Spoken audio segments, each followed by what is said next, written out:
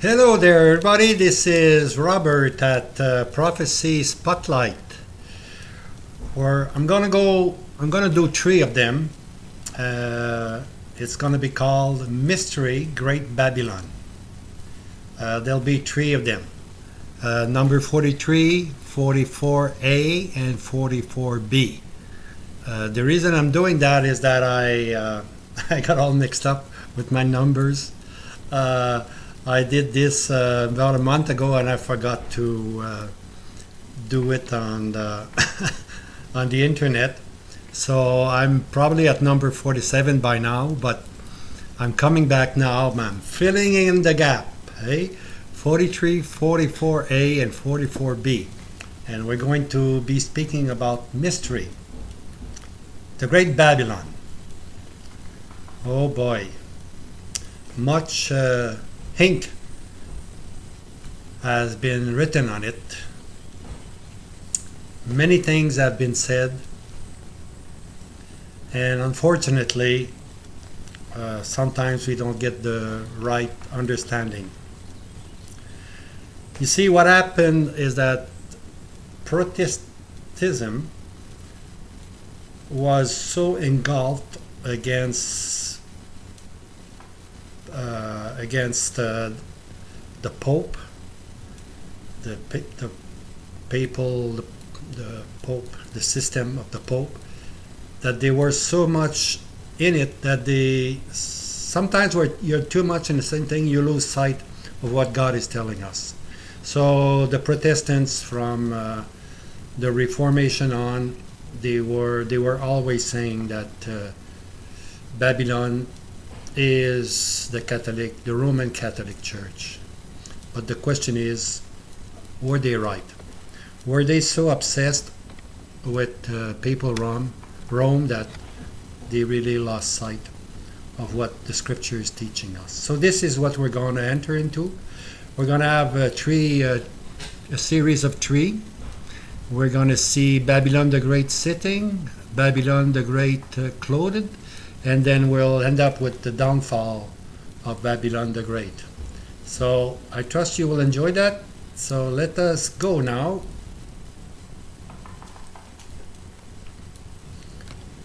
Okay.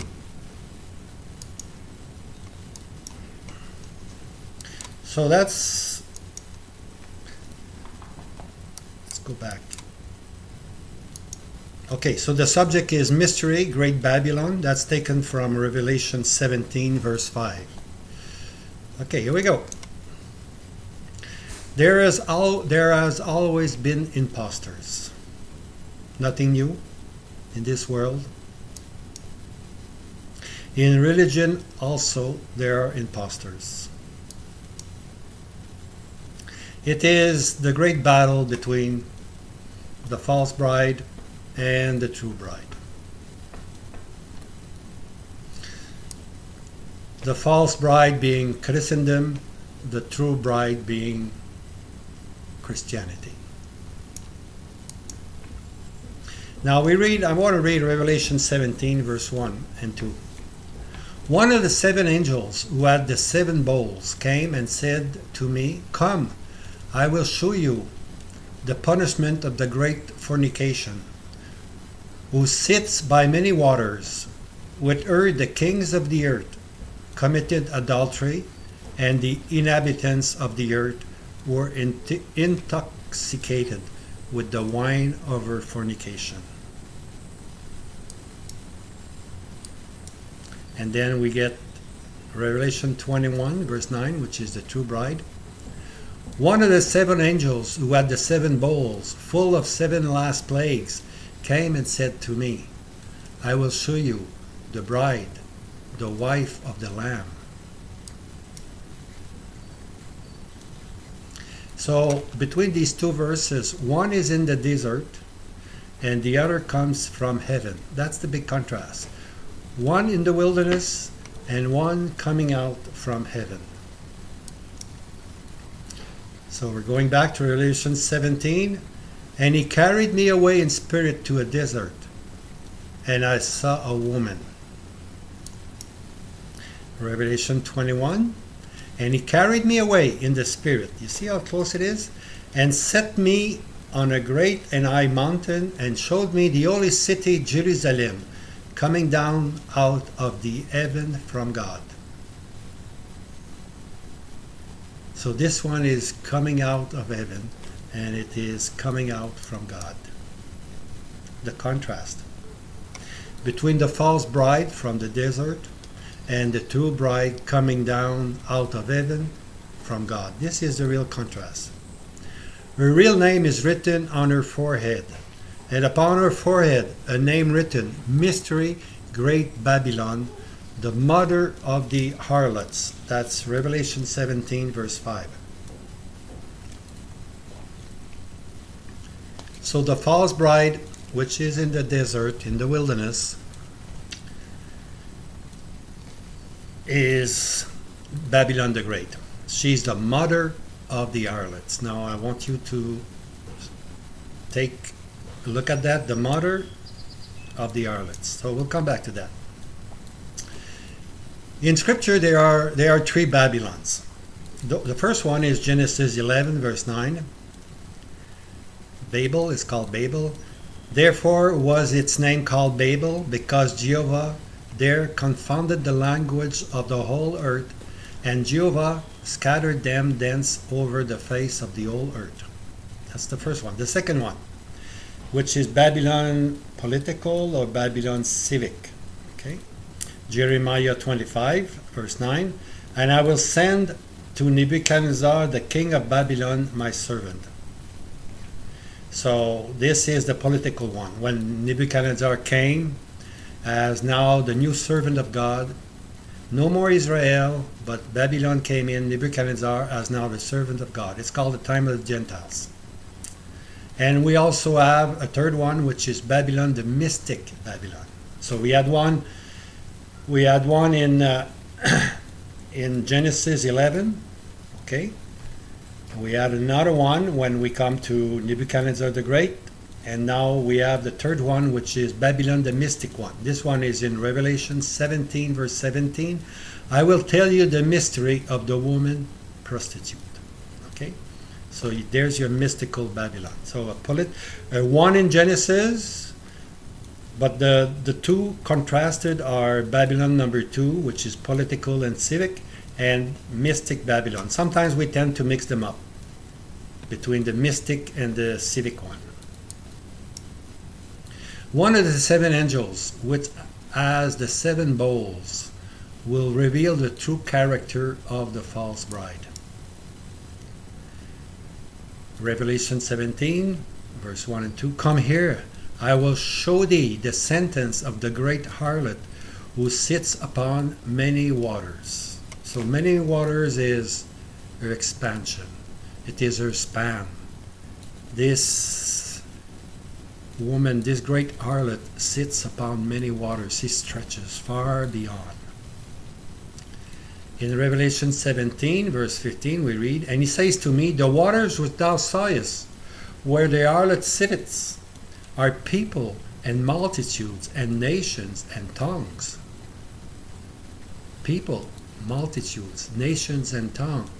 This is her worldly influence. She has a great span, and she has a worldly influence over all the multitude of nations. Revelation 17:2, with whom the kings of the earth have committed fornication. Interesting, the kings of the earth. And they that dwell on the earth have made drunk with the wine of her fornication. So the kings of the earth, the great one, the great leaders, the great countries, are with her committing fornication. And they that dwell on the earth dwellers they call, those who have their origin from earth and have only earth as a destiny. They are the earth dwellers. Those that dwell on the earth have been made drunk with the wine of her fornication. In Revelation 17 verse 3 we read, and he carried me away in spirit to a desert. It is a dry land. So the spirit carries him to the desert. it calls our attention to a scene of desolation, where thirst can never be quenched. The false bride can never satisfy the desires of a regenerated soul. For a born Christian, born again Christian, the false bride, this false religion, will never satisfy our deep longing for the things of God. This false church will bring us to a desert, and it will never quench our thirst. Let us look on the woman who sits. One, she sits on a scarlet beast. She's in control of the beast. She sits on 7 mountains. That's her location. And she sits on the water. That's her influence. So as we're looking at this woman now, she's in control over the scarlet beast. It's not a rodeo. You know, the beast doesn't want to throw her off. The beast just enjoys her control. For a time, there will come a time where it will be a real rodeo and he will throw away this woman that sits on him, you know. The beast is the political leader, and the woman is sitting with the political world, with the political leader, and she controls the political scene. Where is she sitting? On the 7 mountains. Of course, we know what the 7 mountains are. It's a nickname, if you want, for the city of Rome. Rome was characterized with 7 hills, and that's where she is. She is in Rome. This is where she sits, in Rome. And the water, of course, piece of all her influence in the world and so forth. And I saw a woman sitting upon the scarlet beast, full of name of blasphemy, having 7 heads and 10 horns. The expression 7 heads and 10 horns announces that it is the political beast. That's an expression. 7 heads and 10 horns will always lead us to the political beast, okay? Which is the Roman Empire to rise again. The rebirth, the reconstitution, the renewal of the Roman Empire, which once crumbled down, but now is again to take life and is to be the leader of the European world. Okay, so the Roman beast is the Roman Empire. He blasphemes and he persecutes the godly Jews. We read that in Revelation 12:3, 13:1, and 17:3. Scarlet, it's a bright and red color, which often spoke of high social rank, like royalty. So there she is, sitting on a beast, right? And the beast is scarlet, royalty. The Roman, as I said, sits with comfort. It is not a rodeo. She controls and has supremacy over the political beast. Scarlet is, like we can see here, it's a royal color. It is also used for priests, not only for kings. It is also used for the cardinals and the priests of the Roman Church. 7 mountains whereon the woman sits. That's Revelation 17, verse 9. Classical poets and historians always describe the city of Rome as sitting on the 7 mountains or hills. So, for your information, these hills or these mountains are called, there's 7 of them.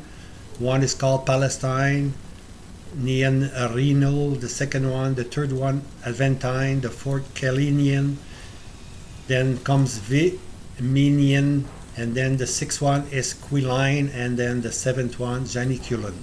So these are the 7 well-known hills that the poets and the historians would always refer when they spoke about the 7 mountains, which was for them Rome, of course. It was Rome, political Rome, where the authority laid and was. Therefore, the false bride has her social seat in the city of Rome, the same city where once civic Rome controls. She also has her seat there. Her social seat is there. And now on this slide we see the different hills. They're not mountains, they're hills, and we see their names there, the 7 of them. So we have no doubt that the 7 mountains whereon the woman sits is Rome. The water which thou sawest where the harlot sits. So now we're going to speak about the waters. The prostitute woman is thus sitting in control for now of the revived Roman Empire. This woman also has her headquarters seat in Rome. Her influence is worldwide and controls the waters, which are people, multitudes, nations, and tongues. So from Rome, where she has her headquarters, she has this worldwide influence all over the world. And this is true of Papal Rome. The woman decides who will be the king. We read in Revelation 17, verse 18, and the woman which thou sawest is the great city, which has kingship over the kings of the earth. The woman is so powerful. This religious system is so powerful that it has authority to name kings. She herself chooses who is to be king of a certain country. Succession is no more from blood relationship or from fathers to son. This wicked system introduces a new way. Instead of being from son to father, being a blood relationship that a king transfers to a prince, his son, no, she wipes that away, and she now is in control. She decides who will be king, and this was her power. The woman from Rome, Papal, now decides who will be the king. Indeed, great is her influence, her kingship, and her harlotry is so great. There we see here a Roman prince or the Pope giving the crown to a king. The church was so powerful. There came a time where the church was so powerful in the Dark Ages that it chose who would rule the country. It had authority over kings. This was powerful. So now this is good for number 1. And the second part will be Mystery Great Babylon. We will look now how she is clothed. We saw that she had authority over kings. There came a time when the Roman Church was so powerful, it chose who would be king. And now we're going to proceed to 44a in the next one. So I hope you're getting to start what the real Babylon is. Babylon the Great, who she is. She's a mystic religious leader, wicked, sitting on the beast, 10 horns, and she is in control of the political beast. And we ended up with the church naming now the king. So she's really in control. So there'll be a follow-up. May the Lord help you. Have a good day. So we'll be coming back in a few days. Thank you.